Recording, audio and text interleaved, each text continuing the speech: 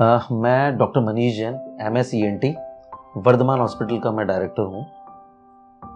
लगभग मैं यहाँ पे ये मानो 2010 से कंटिन्यू यहाँ काम कर रहा हूँ। बड़े सारे एक्सपीरियंसेस हुए। खासकर जो मैं कहना चाहूँगा वो कैंसर के बारे में कहना चाहूँगा।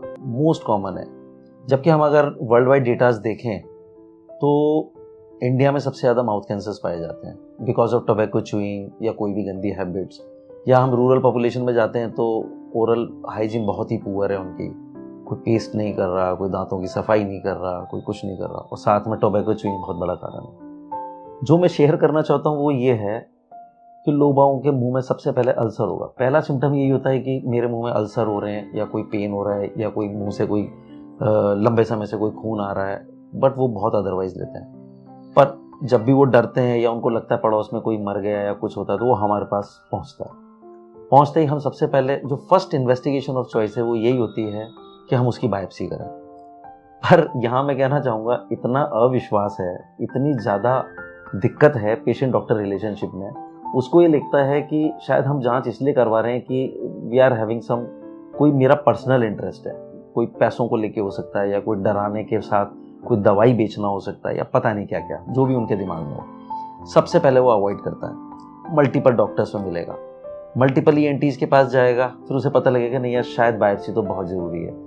फिर वो फिर भी नहीं आता, फिर वो कहीं गांव में कहीं भटकेगा, किसी भोपे के पास या किसी क्वेक के पास, या कोई, बहुत सारे सलाहकार हैं। एक्चुअली कैंसर को लेके तो मुझे लगता है हर घर में ही एक डॉक्टर बैठा है जो सलाह दे देगा, कोई कि ये पत्ते खा ले, इस पे कोई आंकड़े का दूध लगा ले, इसको ऐसा कर ले, वैसा कर ले। फिर वो आएगा हमारे पास 4 महीने बाद। 4 महीने बाद लिटरली आप बिलीव नहीं करोगे उसकी स्टेज चेंज हो चुकी होती है। यहाँ मैं थोड़ा सा समझाना चाहूँगा, हम कैंसर को 3 तरह से डील करते हैं। बीइंग अ सर्जन, सबसे पहले हम उसकी सर्जरी करना चाहेंगे ताकि कैंसर डीबल्क हो पाए, या ये कहो कि इतना बड़ा है तो इतना सा रह जाए। उसके बाद हम उसकी कीमोथेरेपी, रेडियोथेरेपी, कई बार ये होता है कि तीनों का हम समावेश काम में लेते हैं या कभी अलग अलग लेते हैं, वो डिपेंड्स ऑन प्रोटोकॉल। ये वर्ल्ड वाइड प्रोटोकॉल सेम होता है, चाहे आप इलाज कोटा कराओ, बॉम्बे कराओ, अमेरिका कराओ, प्रोटोकॉल विल बी सेम। बस ये तो बीमारी ऐसी है कि कोई, किसी की डेथ कब हो रही है, किसी का क्या हो रहा है। तो मैं वापस अपने मुद्दे पे आता हूँ। तो जब वो 4 महीने बाद हमारे पास आ रहा है तब वो कहता है बायोप्सी करो। उस टाइम मन तो बहुत खराब होता है, हमें लगता है कि स्टेज चेंज हो चुकी है, लेकिन एज पर प्रोटोकॉल करना पड़ता है। तो आप ये मानो कि 100 में से कम 50 या 60% पेशेंट को हमको कहना पड़ता है कि अब आपकी सर्जरी नहीं हो सकती, यानी कि वो पैलिएटिव केयर में चला जाता है। पैलिएटिव का मतलब सेवा करो, आम शब्दों में मैं बोलूँ तो। पर उसको रेडियोथेरेपी, कीमोथेरेपी देते हैं और अंत बहुत बुरा होता है। ऐसा नहीं है कि सारे पेशेंट ऐसे हैं, कई लोग इतने अवेयर होते हैं कि वो जल्दी आते हैं। और आप मानो कि मैंने शायद 2010 में भी ऑपरेट किया होगा, 2013 में भी ऑपरेट किया होगा, आज तक वो हमारे पास आते हैं और वो ही शायद अवेयर कर रहे हैं लोगों को कि आप जल्दी जाओ, बायोप्सीज कराओ, सर्जरी अगर डॉक्टर बोलता है तो करो। खासकर मैं राजस्थान की बोलूँगा, सर्जरीज और कोटा की तो विशेषकर इतना सस्ती सर्जरीज हैं, कहीं नहीं है। और खासकर जब से ये चिरंजीवी योजना और दूसरी योजना या गवर्नमेंट स्कीम्स, आप ही मान के चलो कि पेशेंट के पॉकेट पे कहीं फर्क नहीं पड़ता। इंपॉर्टेंस है कि बस उसमें अवेयरनेस आ जाए। अगर वो अवेयर होके एज अर्ली एज पॉसिबल कि साहब मेरा ये छाला 15 दिन से ठीक नहीं हो रहा या 1 महीने से ठीक नहीं हो रहा, और अगर हम कहते हैं बायोप्सी करा ले तो करा लेता है, सर्जरी करो तो करवा लेता है, तो मान के चलो कि उसकी ज़िंदगी में, मतलब टचवुड, कोई खतरा नहीं है, कोई खतरा नहीं है। उसकी लाइफ वो उतनी ही जिएगा।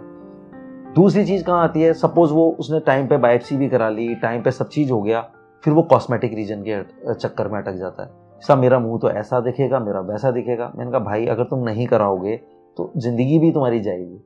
लेकिन वो उन चीज़ों को डील करना बहुत आसान है। पर सबसे पहले मैं कहूँगा कि अवेयरनेस। दूसरा, अगर हम उसको कुछ एडवाइस कर रहे हैं तो कम से कम वो इस बात को माने कि बायोप्सी करानी है। कई बार तो ऐसा भी देखा है, हम कहते हैं कि भाई तेरे को बायोप्सी और CT स्कैन कराना है, तो वो सीधा पूछता है कि सर मैं कहाँ कराऊँ। हम तो यही कहते हैं कि तेरी मर्जी हो जहाँ करा ले। सर वहाँ की चल तो जाएगी ना। मतलब he is having something in question mark कि हमारा कुछ ना कुछ कनेक्शन है किसी लैब से। कुछ टीवी ने भी कुछ प्रोपेगेंडा किया है, कुछ अखबार वालों ने भी प्रोपेगेंडा किया है कि इनका जरूर कुछ ना कुछ कमीशन और ये वो। तो मैं सभी से ये गुजारिश करूँगा कि भाई ऐसा नहीं है, जिस पे बीतती है वही जानता है। हम देखते हैं, आपको लगता है इस 500 रुपये हमारे पास आ जाएंगे तो हम खुश हो जाएंगे कि मरे तो मर, लेकिन हमारे 500 रुपये आने चाहिए। अरे भाई हम भी भगवान से डरते हैं, ऐसा नहीं है।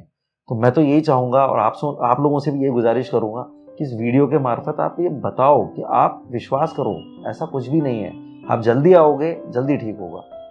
और बायोप्सीज हैं, सीटी स्कैन है, ये गोल्ड स्टैंडर्ड है, ये आगे से चलती आ रही हैं, और हम ये नहीं कराएंगे तो हम आगे कैसे बढ़ेंगे? प्रोटोकॉल को कैसे फॉलो करेंगे? हमारे हाथ में कुछ नहीं है, हमको प्रोटोकॉल ही फॉलो करना है। तो प्लीज़ आप ये अवेयरनेस फैलाइए, आपसे मैं यही गुजारिश करूँगा, अवेयरनेस फैलाइए और एक विश्वास जो कहीं खो गया है उसको वापस लाने की कोशिश कीजिए।